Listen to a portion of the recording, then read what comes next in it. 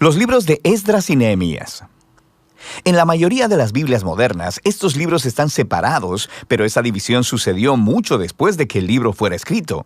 Originalmente era una sola obra escrita por un solo autor.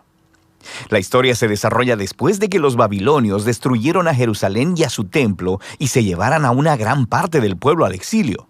Y este libro retoma la historia aproximadamente 50 años después y cuenta el regreso de varios israelitas a Jerusalén y lo que sucedió cuando reconstruyeron la ciudad y sus vidas ahí. El libro se enfoca específicamente en 3 líderes claves quienes dirigen los esfuerzos de reconstrucción. Tenemos a Zorobabel, Esdras y luego Nehemías, y el diseño del libro se enfoca en los esfuerzos de cada líder. Zorobabel dirige a un gran grupo de personas de vuelta a Jerusalén para reconstruir el templo. Luego, aproximadamente 60 años después, llega Esdras a Jerusalén para enseñar la Torá y reconstruir la comunidad. Y luego es seguido por Nehemías, quien dirige la reconstrucción de los muros de Jerusalén. Y estas 3 historias están diseñadas para ser paralelas. Cada una comienza con el rey de Persia siendo movido por Dios para enviar al líder a Jerusalén, ofreciéndole recursos y apoyo.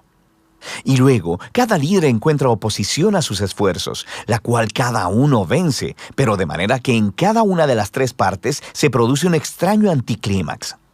Regresemos un poco y veamos cómo todo encaja en su lugar. La historia comienza con un decreto de Ciro, el rey de Persia, quien es movido por Dios para permitir que los exiliados regresen a Jerusalén y reconstruyan el templo. Y el autor dice que esto cumple una promesa hecha por el profeta Jeremías, que los exiliados regresarían un día a Jerusalén. Ahora, este cumplimiento debería despertar nuestra esperanza en muchas de las otras promesas proféticas, en el sentido de que el exilio no era el final de la historia. Tenemos la esperanza de un futuro rey mesiánico del linaje de David. Tenemos la esperanza de un templo reconstruido en el que la presencia de Dios morará con su pueblo. La esperanza de que el reino de Dios vendrá sobre todas las naciones y traerá su bendición, como Él le prometió a Abraham. Y así, con todas estas esperanzas en mente, leemos la historia de Zorobabel. Su nombre significa plantado en Babilonia. Él representa a la generación nacida en la cautividad de Babilonia y él dirige a un grupo de israelitas en su regreso a Jerusalén. Después de que se asientan ahí, ellos reconstruyen el altar para ofrecer sacrificios y después el templo mismo. La ceremonia para poner los fundamentos y la dedicación final del templo son momentos claves.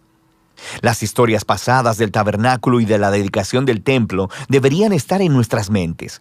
Este es el momento en el que la ardiente nube de la presencia de Dios debería descender. Él está morando con su pueblo y no sucede. Así que, aunque algunos están felices por este nuevo templo, los ancianos que habían visto el anterior templo de Salomón lloran con angustia. No se parece nada a su glorioso pasado o a sus esperanzas para el futuro. Y es aquí donde tenemos la primera historia de oposición, y es muy extraña. Los nietos de los israelitas que no fueron llevados al exilio habían vivido en Jerusalén todo este tiempo y vienen a ofrecer ayuda para la reconstrucción del templo. Y Zorobabel se niega. Dice, ustedes no tienen parte en nuestro templo. Y esto, por supuesto, genera un conflicto, el cual Zorobabel vence.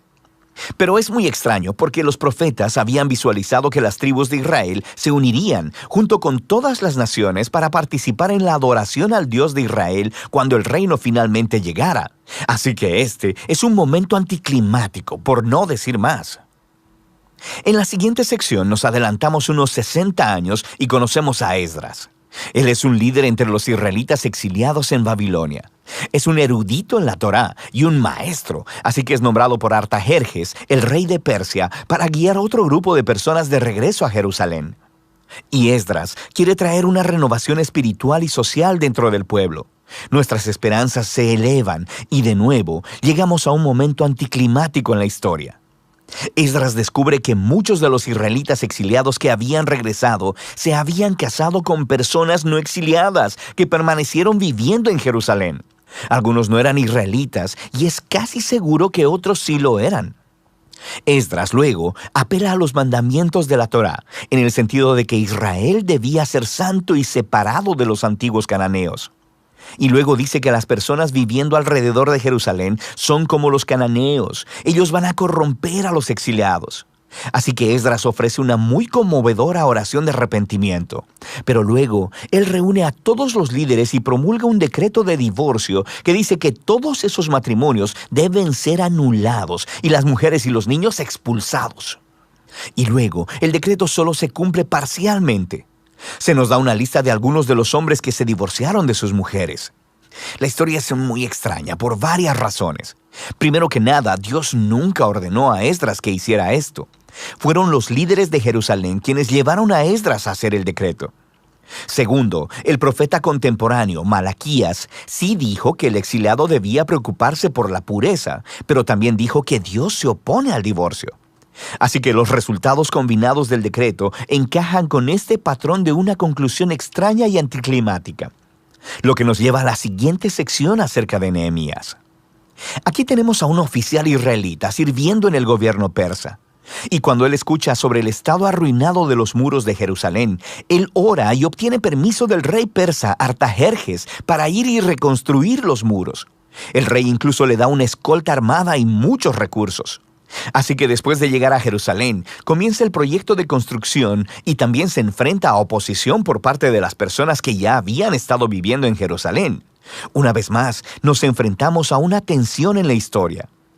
El profeta contemporáneo Zacarías dijo que la nueva Jerusalén del reino de Dios sería una ciudad sin muros, que la presencia de Dios la rodearía, que personas de todas las naciones vendrían y se unirían al pueblo del pacto. Pero Nehemías parece operar con una visión contraria.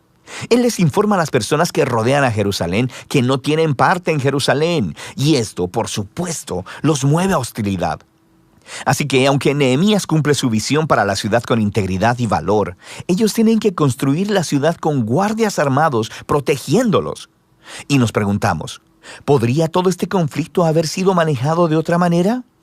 Y todo esto nos lleva a la conclusión del libro en dos movimientos, primero positivo y luego negativo. Esdras y Nehemías combinan sus esfuerzos para traer una renovación espiritual entre el pueblo. Ellos reúnen a todos los exiliados para un festival y enseñan y leen la Torá a todo el pueblo durante 7 días. Y luego celebran la antigua fiesta de los tabernáculos para recordar la fidelidad de Dios en el Éxodo y los viajes en el desierto.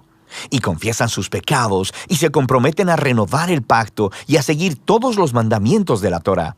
Y terminan con una gran celebración sobre el templo y los muros de Jerusalén. Y pensaríamos que este es el momento decisivo, pero no lo es. El libro termina en una nota completamente deprimente. Nehemías da un paseo por la ciudad y descubre que el pueblo no ha estado cumpliendo sus votos del pacto. La obra de Zorobabel está deshecha, ya que él se encuentra con el templo en descuido y siendo administrado por un conjunto de gente que no está calificada. Luego descubre que el trabajo de Esdras ha sido comprometido. Encuentra a todos violando la Torá, a personas trabajando en el día de reposo. E incluso su propio trabajo en los muros está en juego porque las personas están poniendo mercados alrededor de los muros de Jerusalén y trabajando en el día de reposo. Y Nehemías desata un alboroto, golpea a las personas, les tira el cabello y les grita: «¡Obedezcan los mandamientos de la Torá!». Y sus últimas palabras son una oración para que Dios lo recuerde y que por lo menos Él hizo el intento. Y así termina el libro. Quiero decir, es muy extraño, pero nos hemos preparado para esto, ¿no? Estos momentos anticlimáticos han sido entretejidos intencionalmente en el diseño del libro. Así que nos hace preguntarnos, ¿qué podría contribuir este libro a la narrativa de la Biblia? Bueno, recuerda, el libro empezó elevando nuestra esperanza en las promesas proféticas acerca del Mesías, el templo y el reino de Dios. Y luego no sucede nada de eso. Así que aunque Israel está de vuelta en la tierra, no parece que su estado espiritual anterior al exilio haya cambiado. Y aunque Esdras y Nehemías hacen lo mejor que pueden, sus reformas políticas y sociales entre el pueblo no abordan los problemas centrales de los corazones. Así que el libro está apuntado a la misma necesidad que resaltaron los profetas Jeremías y Ezequiel. Lo que el pueblo de Dios necesita es una transformación integral de sus corazones para que puedan amar y obedecer a su Dios. Y sí, el libro termina con una decepción, pero te obliga a seguir leyendo los libros proféticos y de sabiduría, para descubrir qué es lo que Dios hará para cumplir sus grandes promesas de pacto. Pero por ahora, de eso tratan los libros de Esdras y Nehemías.